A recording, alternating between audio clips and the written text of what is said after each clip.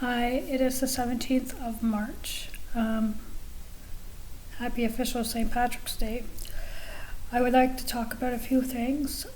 First and foremost, I think you know that on February the 9th, I moved downstairs to my own one-bedroom apartment in the same building, different unit, from a two-bedroom apartment in which I was sharing a room with, I don't know if you can see, maybe if I should just take the brightness. I don't know. Can't see. Can't. There we go. Sort of a shot. Trying to bring it in a little. That is Alulia Romanato Kalak. I have another picture of her via WhatsApp.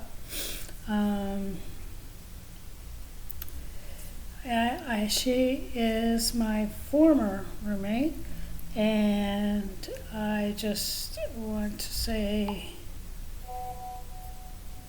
I'm trying to find a picture, her most recent picture, but I don't know if I can.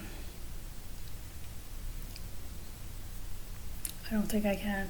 She was an individual who used to, that was a blonde wig. Now she has black hair the last time I saw her, but she wears all different color wigs, not because of any kind of medical issue like I do. I have a medical issue, so I buy different wigs to wear.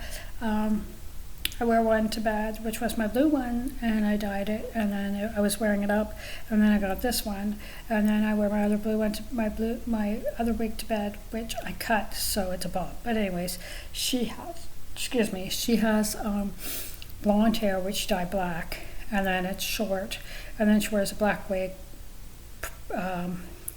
strawberry blonde wig, a blue wig, and the various sizes or various lengths and various styles. Anyways, she has piercings all over her face. She has tattoos all over. I am not stating anything about wig wearing. It's very trendy. About piercings, I used to have a pierced nose and pierced ears. About tattoos, I have 3 tattoos, and both ankles and my shoulder. And I'm not saying anything about that. And I also want to first and foremost say that I am not in any way, shape, or form holding any type of a prejudice, criticism, or judgment against those who have a mental diagnosis in any way, shape, or form. She has a mental diagnosis.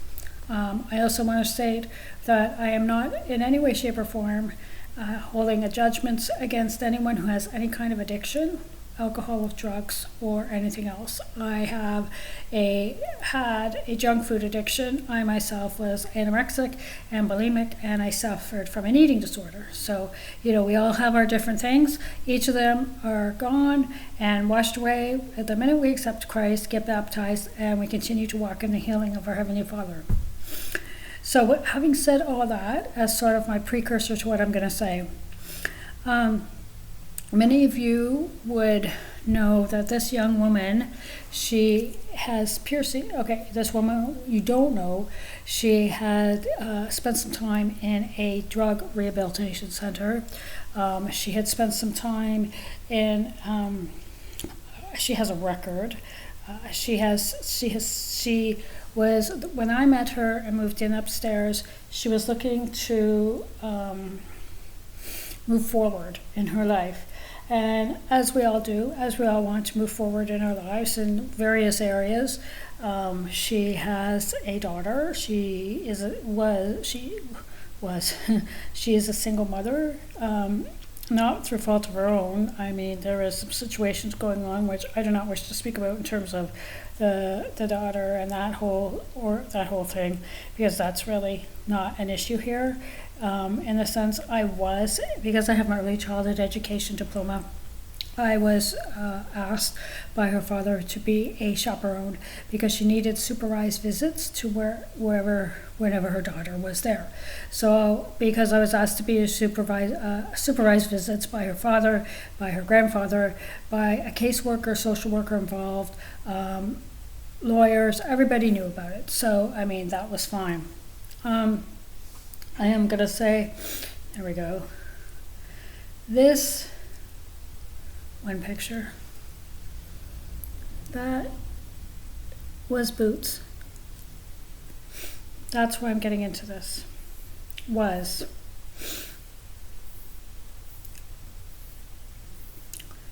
I'm looking for another one.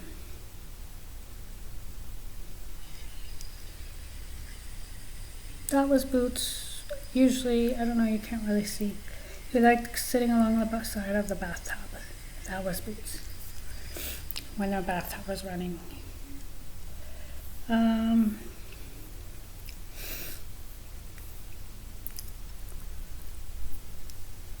That was Boots. Oops, that's my phone. That was Boots lying on my unmade bed. He likes sleeping on my bed.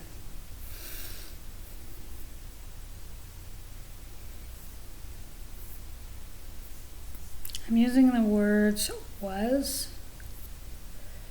because that was Boots. And one of the toys I bought him for Christmas. So that's a tunnel, and then there were some balls I bought him. Swishing his tail.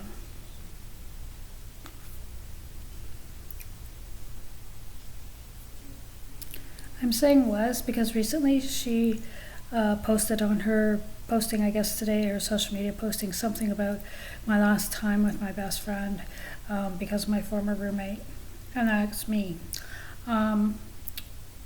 I had taken Boots. I said this in a previous posting. I had taken Boots when I moved in here because I knew that she and her friends and her boyfriend were physically and emotionally, essentially, abusing Boots. They were throwing him up in the air. I saw her throwing him against the bathtub.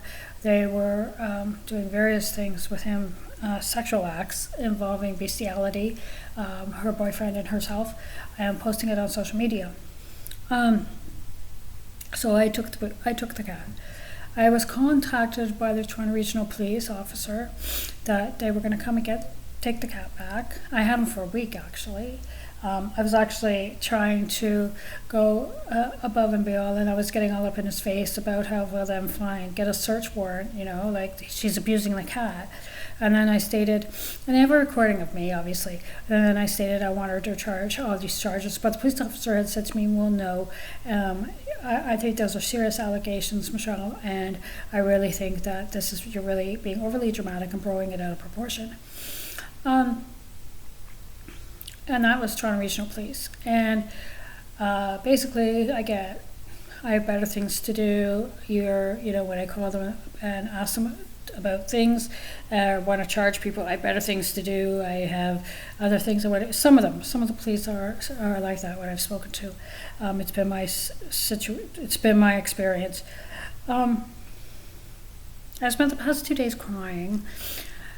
Lula Romanado left for Nunavut on the 24th of February. I knew this. Boots went back up there on I think it would have probably been the 14th, 14, 15, 16, I don't know, anywhere around the middle of February. Because of her mental illness, because of she's psychotic, she's diagnosed schizophrenic. Because of that, she and her boyfriend tortured Boots. They found him. I ran upstairs on the 11th of March, so by that time he had already been tortured for 10 days, left alone when she left on the 24th for almost 10 days. And so that's 20 days of neglect, abuse, torture, and whatever else. So, because I'd heard him meowing, and I ran upstairs and I contacted the superintendent, who could not make a move without the owner knowing, or else they would get in trouble. And then I called 911, and the police officer said that they couldn't help out when I called the police. And then I called the landlord, and the landlord said he couldn't, he had other things to do. Don't worry about a cat. And then I called 311, because I was directed to 311, and 311 said, well, it's too late now. We can't help you. You have to wait till morning. So we already have a cat that's been tortured for 10 days. I found this out later. Tortured for 10 days, and also who has been left alone for 10 days. I don't know anything. I would never leave a cat alone. Cats I know can survive on their own a lot better than dogs. But, I mean, a weekend, yes, but 10 days, no. Plus, I know for the fact that I was the one who fed him. I was the one who cleaned his litter box. By the time I went in there, he had been drinking from the bathtub. The toilet was filled with his for lack of a better word, his excrement, his feces. The entire living area was filled with his feces. What Alula Ramanathan had done is she had put methadone on his ass. She had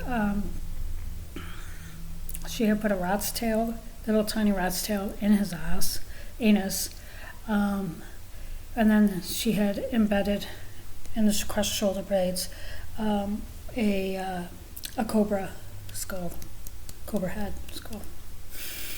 She had shaved his stomach. She had, because she picked him up by the ears, and she burnt the insides of his ears, so he was deaf. The picture that they show that she's posted on social media has her boyfriend with a pistol up his anus and her smoking a blunt and a blunt in his mouth.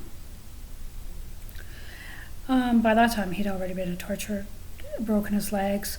She threw him up against the countertop and broke his back, I believe, crushed the inside of his shoulders here, and she had broken his legs, and so whatever else they had done as a victim of torture. I had asked to buy the cat from her father because she can't handle anything. She repeatedly stated that she was uncomfortable and felt unsafe around me. The reason why is because I'm a talker, in the sense that, who knew? I'm a talker in the sense that if there's something going on, we were living in the same space. If there's something going on, I want to talk to you about it. I want to get things cleared up. Her, she's not. She is she has a mental diagnosis in which, and I'm not saying that just because you go in, you shut yourself in your room is a mental diagnosis. That's how some people process things and cope with things. She doesn't. She went through periods of really, really severe depression. Excuse me, and I looked after her daughter at that point, and when she came to visit. But what I'm doing essentially is I want to state that I have been I've had numerous pets. I grew up with dogs, and because I actually lived in apartments from the time I moved out on my own when I was 25, I actually had never ever had a dog in an apartment, partially because I don't like the idea of having a dog in an apartment because there's no yard for them to run around in, and secondly because I don't want to get up at like 5 a.m. and go out and walk a dog. That's me. But I like cats. I started having cats when I was in an apartment. My first cat I got was a barn cat, I think, from my cousin, and it left this earth because I was looking after my friend's ferret. And I'm just going through here this because you're gonna see some postings from her, and I want you to get my history in the sense of how I am with animals. So my first cat that I had, I was looking after my friend's ferret, and if anybody knows about ferrets, they were used for hunting back in medieval Europe, and they brought them over to the West, the US and Canada, and they're part of the mongoose, the ferrets, they're all the same kind of family, and they were used for hunting. They were actually very, back in medieval Europe, because they needed to preserve gunpowder and everything like that. I don't know, it has something to do with gunpowder and guns and everything like that, so they use ferrets. So anyways, my friends had a ferret, and I looked after her ferret, and I had a cat, she was a kitten actually, and it was in a cage in my hallway area, and my cat came too close to the cage. And so if you know anything, any ideas about ferrets or mongooses or anything like that, they have like a venom that they spray. That's how they catch their prey. That's how they kill their prey, actually. Read Rikki Tikki Tavi. It's all in there, okay? So that's how they do it. And so my kitten got too close, unbeknownst to me, got too close to this ferret, and then got sick, left this earth, okay? I had to have it euthanized. My little cat I got years and years ago, and Thumper I got from a friend of mine. I get Thumper from a friend of mine. I had a cat before that, but anyways, I got Thumper, and when I got Thumper, Thumper was very young, and I had it for many, many years. I had her up until I lived at 63 Thomas Street. So it followed me from, for about 7-8 years. And then what happened was, apparently we had hornet's nest on 63 Thomas Street, and she would eat the hornets, and so I had to have her euthanized because basically she got really, really, really skinny. I think that's what it was from. I brought her into the vets, and then the vet, I had to pay over $300, still being on ODSP, right? So pay $300 for medication. I had a cat previous to that, and I forget his name or her name. I'm so awful. And she was diabetic. So she was diagnosed diabetic. So literally I had to go and I had to get insulin and everything. And I gave it 9 a.m. every morning, every 12 hours, I gave it insulin shots. And I got the needles from a pharmacy. And then I returned the needles to a pharmacy. So that was that cat. And it died. I don't know how. Thumper had to be euthanized as well, because it got skinny, wouldn't go in her litter box anymore. I put towels around her litter box, and she ended up urinating on the litter box, on the towels, because she couldn't climb in. She was too weak to climb in. And then I guess the last night was when she was laying on my bed with me, and she had a seizure and fell off the bed. Yeah, so I had her euthanized, and charged me $114 to have my cat euthanized, and then they asked me if I wanted to bring its ashes over to some cemetery and spread it. I don't know. It was very horrible. I mean, it is fine for people who want to do that, but I find the whole thing very awful. I'm heartbroken as it is, and so they want to make me sink more money into that. That's just not me for a cat. I mean, I can understand for dogs where people buy like insurance and plots and things, and that's because it's like their kids, and I get that whole thing. And Thumper was like I was very close to, and I understand that. But anyway, but on the other side of it, I don't like people who prey on those who are mourning and grieving, and prey on those who don't have money and who are mourning and grieving. That to me sits really bad in my stomach. And then I had Tucker. I got Tucker from a foster mom, and Tucker had behavioral problems and had eating issues, so he was being fostered. And then that was the summer at 63 Thomas Street that I myself ended up in the hospital. And I was diagnosed with blood toxicity, and because of the crack pipes that people put in my ventilation system, the 7 crack pipes. So I spent 2 months in hospital. I spent 1 month at the St. Catharines General, and then 1 month at Shaver Rehabilitation Center. So as a result, I had arranged to have a former friend of mine look after him, but she ended up rehoming it and readopting it while I was in hospital. When I got out of hospital, I spent about a part of a month looking to track him down. Whether he was in Niagara or Etobicoke, I learned that he was like in a behavioral farm up in Vaughan or something, and so I tried to track him down and find him, but I couldn't find him. I'm hoping and I'm guessing that he ended up being rehomed, and he's happy and living his life wonderfully. So that's like my whole thing with animals. I've never mistreated an animal. Animals have all had to be euthanized as a result of severe illnesses or as a result of basically severe illnesses and just, what accidents, like, I love animals. When I moved into my apartment upstairs and I found out that there was a cat there, Boots was not even a year old. So he was essentially, I think he was about, he may have just been a year old now. And he was very loving, he was very kind, he needed love. I could tell, for me, for being as supernatural as I am and for learning different things about the supernatural, I know that you are aware of who Catherine Coleman is, and Catherine Coleman, who can speak to pets and speak to animals. Well, I can understand, and there are different cultures who understand certain animals and who treat animals in certain ways. So, there are different cultures. So I understand animals, and I can kind of see what they're saying. So Boots and I, we became very close. We bonded. He'd sleep with me. Sit with me on the sofa when I was watching television. I would feed him when I was going to Daily Bread. I used to wake up at 5:30 in the morning. And so I would get up and I would feed him first and give him water and then give him some treats and then go shower and get ready.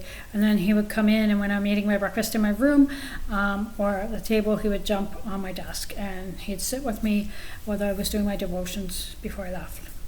And I would tell him, I'm leaving, you have a good day, and I'll see you later. And basically, I did call, and I do this, and I tell you again, angels are biblical. I called down special angels to look after Boots and protect him.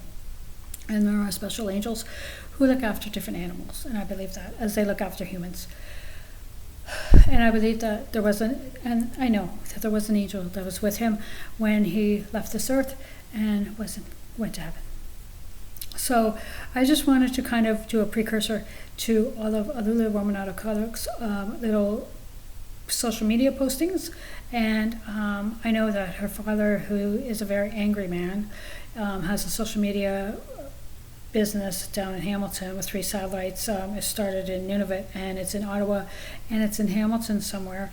So he's probably going to get very angry, and he's going to, do something. I don't know, call the police or whatever. So join a club, right? Melanie Regado learned a new phrase, defamation of character. I think she read it somewhere. Anyway, so I'm not defaming a character because she has none, right? So I would like to state again, have a happy St. Patrick's Day, and despite the weather, spring is coming.